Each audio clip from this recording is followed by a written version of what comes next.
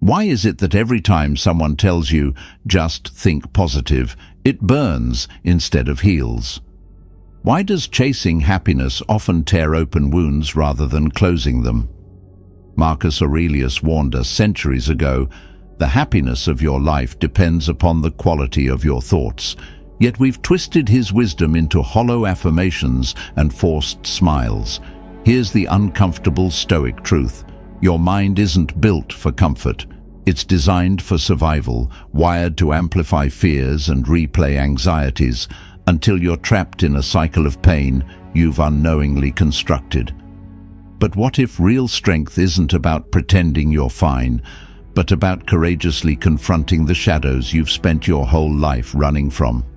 Today, I'm going to share with you the powerful Stoic insight that challenges every shallow notion of positivity you've ever been sold. And once you truly grasp it, you'll never see yourself or your struggles the same way again. Understanding the power of your mind. Your thoughts aren't innocent whispers that float around and vanish. They're powerful architects shaping the reality you live in, moment by moment. It's strange, isn't it, how we sometimes dismiss our inner voice as harmless chatter, never realizing that it sets the boundaries of our potential. The ancient Stoics knew this well. Marcus Aurelius said, "The happiness of your life depends upon the quality of your thoughts." Think about that. Your life's happiness and success begin not in external circumstances, but in how you frame them within your mind. Imagine waking up certain that your day is doomed. You've already mentally rehearsed defeat before your day has even begun, setting yourself up for failure. You're living out a story written by your fears and anxieties, not your true capability. The problem is, most of us rarely stop to question these internal narratives. We assume our perceptions are objective reality, never realizing they're heavily influenced by our mindset. Carl Jung once remarked, "Until you make the unconscious conscious, it will direct your life and you will call it fate." How often have you blamed circumstances, fate, for something that your own mind quietly engineered? Your thoughts aren't passive, they're actively creating your reality. But here's the exciting part. If your thoughts hold such enormous power, doesn't that also mean you have the power to change your life entirely? What if, instead of waking up resigned to a mediocre day, you consciously chose to rewrite your internal script? What if you started each morning by telling yourself that no matter what happens, you have the strength, resilience, and clarity to handle it? Seneca, another wise Stoic, said it clearly. We suffer more often in imagination than in reality. How many of your worries and defeats exist only in your mind, shadows you've painted onto your own walls? By acknowledging the power your mind holds, you can reclaim control over your story, rewriting it into one of purpose and strength. Consider this carefully. Your mind is not a random event generator. It's a garden that you can actively cultivate. Left untended, weeds of doubt and negativity inevitably take over. But if you plant seeds of courage, optimism, and determination, those are the flowers that bloom. Modern psychology backs this up with the idea of cognitive reframing, changing the way you view challenges and setbacks from threats to opportunities. This isn't blind positivity, it's deliberate empowerment. It's the Stoic practice of seeing obstacles not as barriers, but as stepping stones toward growth. So next time you catch yourself spiraling into negativity, pause. Recognize your thoughts for what they truly are: choices. Epictetus wisely said, "People are disturbed not by things, but by the views they take of them." Life isn't happening to you. You're actively interpreting life. Choose interpretations that strengthen you, that inspire action rather than paralysis. Once you fully grasp the incredible potential your mind holds, you realize the power was never out there. It was always inside you, waiting for you to acknowledge and harness it. Your thoughts shape your reality, so shape them carefully, intentionally, and bravely. Flipping the script, your mindset matters. Have you ever wondered why some people seem to glide effortlessly through life's challenges, while others constantly struggle, stuck in loops of worry and negativity? The difference isn't luck or talent, it's how they've trained their minds. Marcus Aurelius, the great Stoic emperor, understood this deeply when he said, "You have power over your mind, not outside events. Realize this, and you will find strength." Your mindset isn't just some fluffy motivational concept. It's the control center of your entire life. Picture waking up tomorrow morning, not groggy, not dreading the endless to-do lists, but feeling genuinely confident, ready to handle whatever life throws at you. Imagine saying to yourself, "Today? Yeah, I've got this. I'm not just surviving today. I'm gonna thrive." Sure, at first it feels a bit awkward, maybe even forced. But let me tell you something powerful. Every great achievement in history started as an idea in someone's mind. They visualized success vividly, believed it was possible, and then aligned their actions to bring it into reality. Henry Ford put it best when he said, "Whether you think you can or you think you can't, you're right." Now, don't get me wrong, adopting a positive mindset isn't about deluding yourself into believing life will always be smooth sailing. It's about reshaping how you respond when storms inevitably arise. The Stoics embraced difficulties as essential teachers, not obstacles. Epictetus once said, "The greater the difficulty, the more glory in surmounting it." Think about every person you admire, those who seem to conquer their dreams with ease. They've all faced setbacks, disappointments, and failures, often repeatedly. Yet their secret wasn't avoiding these hardships. It was deciding firmly never to stay down. They learned, adapted, and came back stronger each time. Carl Jung also highlighted this internal battle, saying, "I am not what happened to me. I am what I choose to become." Your circumstances don't define you. Your mindset does. Instead of seeing yourself as a passive victim of life's randomness, start viewing yourself as an active architect, someone who can choose how to interpret and respond to events. Flipping the script isn't just a catchphrase, it's a deliberate choice, an empowering decision to rewrite the narrative you live by each day. And here's the remarkable thing about flipping your mindset. It's contagious. Once you start believing you're capable, your actions follow suit. Your energy shifts. People around you notice and respond differently. Opportunities start to open, and life itself begins to align more closely with your positive outlook. It's almost magical, yet entirely logical, because your inner world inevitably shapes your outer reality. Seneca, another wise Stoic, famously stated, "It's not because things are difficult that we dare not venture. It's because we dare not venture that they are difficult." The moment you choose confidence over doubt, courage over fear, you unlock a potential you didn't even know was there. Your mindset becomes the catalyst, turning ideas into achievements, dreams into realities. So tomorrow morning, when your feet hit the floor, remind yourself, you've got this. No matter what happens, you're not just going to face the day, you're going to own it. Your choice.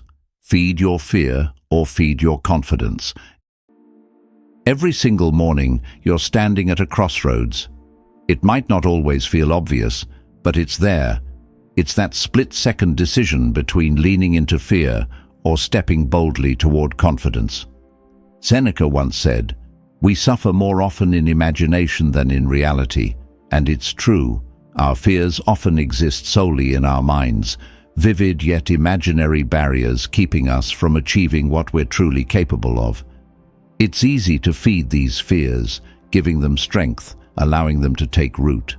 But imagine for a moment, What would your life look like if you starved those doubts and instead nurtured your courage? Let's get real for a second. Life isn't going to magically become easy. Negativity will always find its way to your doorstep, knocking persistently, hoping you'll answer.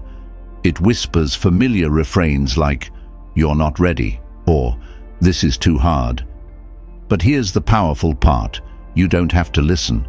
You can interrupt that voice mid-sentence. Challenge it right there and then. Instead of saying, "I can't handle this," flip it. Say to yourself with conviction, "I've faced worse and came through stronger. I can handle this too." It's simple, but don't underestimate the power of reframing your thoughts. Your mind listens closely to what you tell it repeatedly. Carl Jung highlighted the incredible impact of our mindset, stating, "I am not what happened to me. I am what I choose to become." Each thought you feed shapes the person you are becoming. Think of your confidence as a muscle. Every positive, empowering thought strengthens it. Every time you consciously replace fear with belief, doubt with determination, you're literally training your brain. You're creating new pathways that lead toward resilience rather than defeat. Over time, these pathways become your default, your automatic response. Suddenly, what once felt intimidating becomes manageable, even exciting. But let's be honest, making this shift isn't effortless. It requires intention and consistency. Marcus Aurelius understood this clearly when he wrote, "Very little is needed to make a happy life. It is all within yourself, in your way of thinking." Each day offers you countless opportunities to reaffirm your confidence. It starts small, maybe just speaking up during a meeting, taking on a project you've been avoiding, or having that difficult conversation you've postponed too long.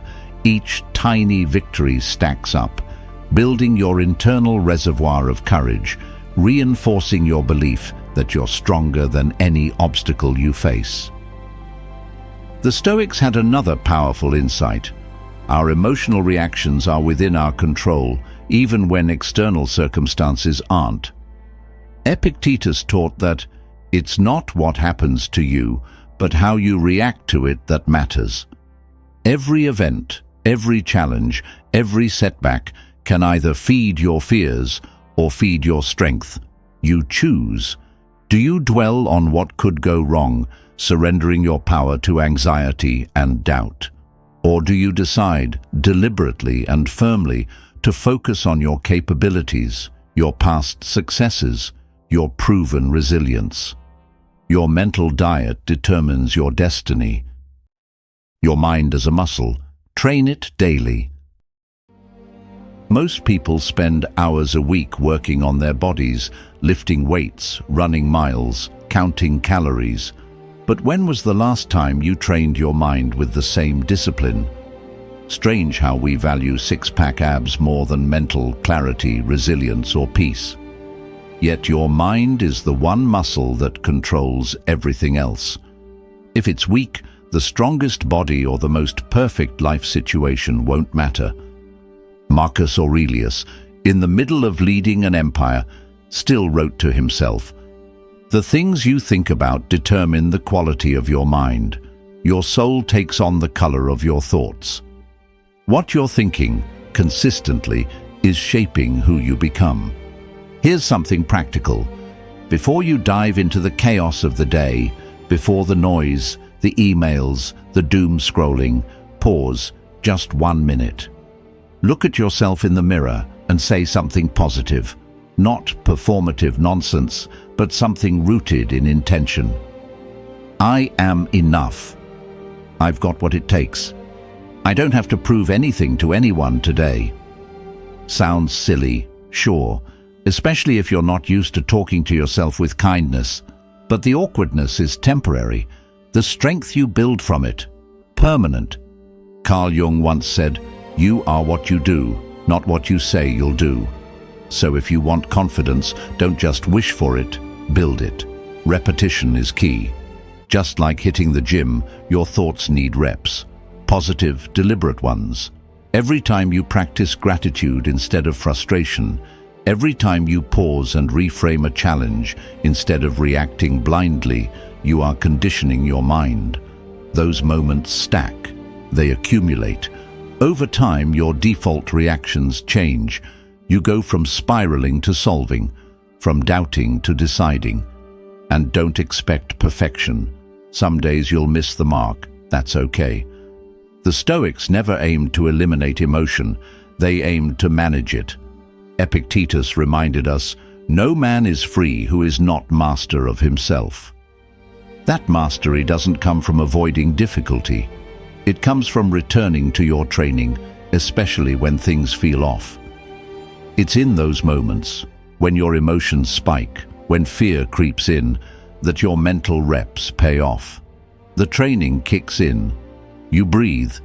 You choose response over reaction, power over panic. You can start small. 10 deep breaths in the morning. A journal line that says, "Here's what I'm grateful for."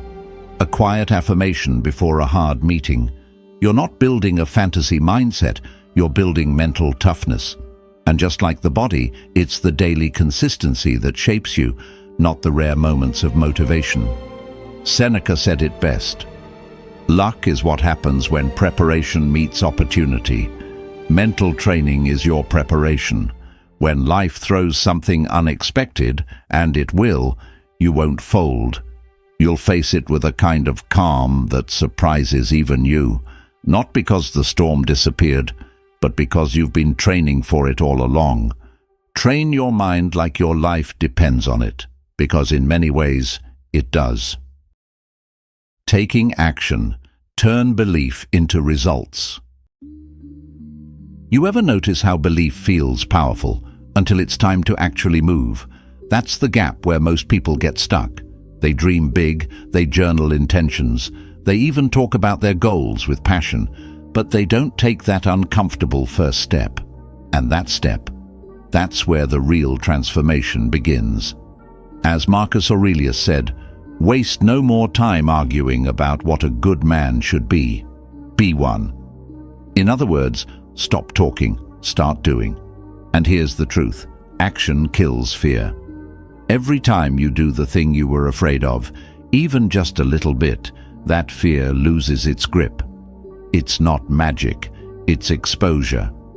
The Stoics taught this through the principle of voluntary discomfort. Practice facing discomfort so that when it really shows up, you're already familiar with it. Epictetus said, "First say to yourself what you would be, and then do what you have to do." Simple, not easy. You don't need a 10-step master plan to get started. You need a decision, one small, imperfect action that aligns with your values and your vision. That's how momentum builds. One push, one call, one email, one attempt. Suddenly, you're not standing still anymore. Suddenly, belief isn't just in your head, it's in your hands. So yes, keep visualizing, keep affirming, but more importantly, move. Let your belief breathe through your actions. Let it live in the choices you make every single day. Because when you start acting like the person you want to become, something shifts. You stop waiting for permission. You stop being a prisoner of your own doubt. And without even realizing it, you become the proof that belief, backed by action, changes everything. Breaking the chains. Stop waiting, start doing. Let's be honest. How many things in your life are still on pause because you're waiting for it to feel right? That magical moment when motivation hits, when clarity appears, when all the stars align. The truth? That moment doesn't exist. And if it does, it rarely shows up when you need it most. Seneca said it best. While we wait for life, life passes. You're not stuck because you lack potential. You're stuck because you keep waiting. Perfection is a lie that fear tells you. It says, wait until you're ready. Wait until you're more confident. Wait until the timing is better. But life doesn't reward delay, it rewards direction. Even a shaky first step is better than standing still. Carl Jung once wrote, "The greatest burden a child must bear is the unlived life of the parents." But that weight doesn't vanish just because you're grown. It lingers every time you silence your own voice, every time you hesitate instead of build. You're not just putting off a task, you're postponing a version of yourself that's ready to evolve. Momentum is magic. It doesn't demand certainty, it just needs a spark. And once you start moving, your mind catches up. What once felt overwhelming starts to shrink. You build confidence not from thinking, you build it by doing. And then doing again. Marcus Aurelius reminded himself often, "The impediment to action advances action. What stands in the way becomes the way." That thing you've been avoiding? That's your starting line. So stop handing fear the mic. Stop giving your excuses the final word. You don't need another plan. You don't need more time. You need to act right now, even if it's small, especially if it's small. That message you've been meaning to send, send it. That idea you've been sitting on, draft it. That change you've been imagining, begin it. Today is the only thing that's real, not the someday you keep fantasizing about. And every time you act, you chip away at the chains holding you back. Fear loses power. Doubt gets quieter. You get stronger. You don't need permission. You already have the key. Now use it. Rethinking failure. Embrace the lessons. There's something strange about how we treat failure, like it's contagious, like brushing up against it will infect everything we touch with shame. But failure isn't this lurking monster. It's a mirror. And if you've got the courage to look into it, really look, it'll show you exactly where you need to grow. Marcus Aurelius wrote, "If you are distressed by anything external, the pain is not due to the thing itself, but to your estimate of it." Most people don't fear failure. They fear what they think it means about them. Think back to when you were a kid. Learning to ride a bike wasn't a smooth process. You tipped over, skinned your knees, maybe even cried, but you got back on. Why? Because failure wasn't final. It was expected. You didn't take it personally. You saw it as part of the deal. Somewhere along the way, that mindset vanished. Now we see failure as evidence that we're broken, incapable, unworthy. But it's none of those things. It's feedback. It's life's way of saying, try a different approach. Carl Jung once said, "There is no coming to consciousness without pain." Growth doesn't happen in comfort. It happens in the friction, in the fall, in the bounce back. Every mistake is a page in your manual. Every misstep, a breadcrumb leading to deeper understanding. The trick isn't to avoid failure. It's to fail forward, intentionally, with your eyes open and your ego in check. The Stoics didn't just accept failure, they welcomed it. Seneca believed that adversity was fuel for the soul. Difficulties strengthen the mind, as labor does the body. So when things fall apart, don't retreat. Reflect. Ask the harder question, not why me, but what is this here to teach me? That small shift flips the narrative. Suddenly, you're not a victim of circumstance, you're a student of life. Failure builds things success never could: resilience, humility, perspective. You start to see that failing doesn't make you less. It makes you more aware, more capable, more refined. And once you realize that, failure stops being something you fear. It becomes something you respect, because each fall, each fumble is shaping you into someone stronger than you were yesterday.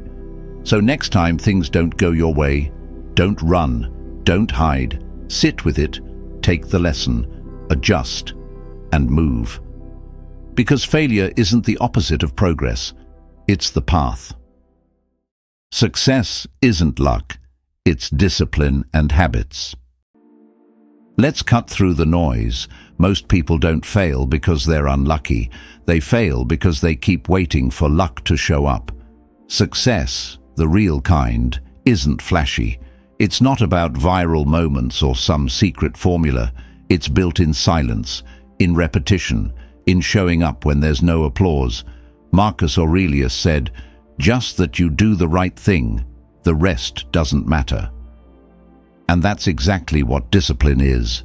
Doing the right thing again and again, even when it's inconvenient, even when no one's watching. We live in a culture obsessed with quick wins, but real progress doesn't care about speed. It cares about consistency. Small actions, repeated over time, compound. That 10-minute workout, that book you read a chapter from each night, that moment you choose discipline over distraction. Those choices add up, and eventually they become identity. Carl Jung put it powerfully. You are what you do, not what you say you'll do. Your actions, not your intentions, build your future. It's not about grinding every second of every day. It's about honoring the quiet commitments. Waking up early when you'd rather sleep in. Finishing what you started when motivation is gone. Choosing water instead of scrolling. That's where the edge is. That's where transformation starts. Seneca said, "Luck is what happens when preparation meets opportunity." You don't need to wait for your shot. You need to be ready when it shows up. And that readiness? It's built in daily routines, in habits that seem small but carry enormous weight. Most people will never get this. They'll keep searching for hacks, for shortcuts, but you know better, because success doesn't visit the lucky. It stays with the disciplined. So start with one habit, just one. Make it non-negotiable. Nail it, then build on it, brick by brick. That's how you create a life that doesn't depend on luck, it depends on you. Committing fully. Burn the boats. You ever notice how easy it is to kinda want something? To dip one foot in while keeping the other on the shore, just in case. It feels safe, sensible even. But that's not how transformation happens. That's how people stay stuck. Carl Jung once said, "People will do anything, no matter how absurd, to avoid facing their own soul." And half commitment is just that, avoiding the deeper, scarier truth of what it really takes to change. Most people don't fail because they weren't capable. They fail because they never actually decided. They flirted with change, entertained success like a guest, but never married the process, never locked in, never burned the boats. The Stoics had no patience for this kind of hesitation. Epictetus said, "How long are you going to wait before you demand the best for yourself?" That question hits hard, and it should, because if you're not all in, you're already halfway out. Here's the thing, commitment is not glamorous, it's not Instagrammable, it doesn't come with a dopamine rush.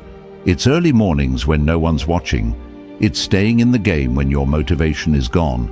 It's telling yourself, "I'm doing this, no matter what shows up to stop me." That's real commitment. That's power. Marcus Aurelius reminded himself, "If it is endurable, then endure it. Stop complaining." That's the kind of inner dialogue that keeps you moving when quitting starts to sound comfortable. And let's not pretend it's easy. Life will test you. It'll hand you every excuse to back out. Fatigue, failure, doubt, fear. But every time you push through, you harden your resolve. You prove to yourself that this isn't a phase. This is who you are now. No more backup plans. No more just-in-case scenarios. You burn the boats, so there's only one way forward. So, if you're serious, make the decision. The real one. Not the kind you whisper when no one's around. The kind you live. Every day. Through discomfort. Through setbacks. Through silence. That's what commitment looks like. And once you go all in, everything changes. Not because life suddenly gets easier, but because you stop retreating. And that shift, that's where everything begins. Your moment. Take charge right now. There comes a point when reflection has to turn into movement, when planning, prepping, and overthinking become nothing more than dressed-up procrastination. Maybe this is that point for you. Not tomorrow, not next week, right now. As Marcus Aurelius put it, you could leave life right now. Let that determine what you do and say and think. That kind of urgency, it cuts through the noise. Because the truth is, you don't need more time, you need more truth. And the truth is, you're ready. You've always been. Forget waiting for motivation. Forget waiting for clarity. Those things show up after you move, not before. Carl Jung once wrote, "You are what you do, not what you say you'll do." Powerful, right? Because that means today isn't just another square on the calendar, it's a vote for who you're becoming, and every action you take is a brick in the foundation of that identity. So, what's it going to be? What are you choosing to finally commit to? Say it out loud, write it down, drop it in the comments, claim it. This is no longer a casual wish, it's a promise to yourself, a turning point. And the second you externalize that decision, something shifts. You're no longer hiding behind doubt, you're stepping into the arena. Seneca said, "It is not that we have a short time to live, but that we waste much of it." Let today be the day you stop wasting. Let today be the day you draw the line and say, enough. No more stalling, no more seeking permission. Just bold, relentless action toward the life you keep imagining. This isn't about hype. It's about ownership. If you're ready, really ready, then take the reins and move. Quietly, deliberately, unshakably. This is your moment. Don't blink. Thanks for being a part of Stoic Journal. If you're ready to keep going deeper, tap one of the videos on your screen. I'll see you there.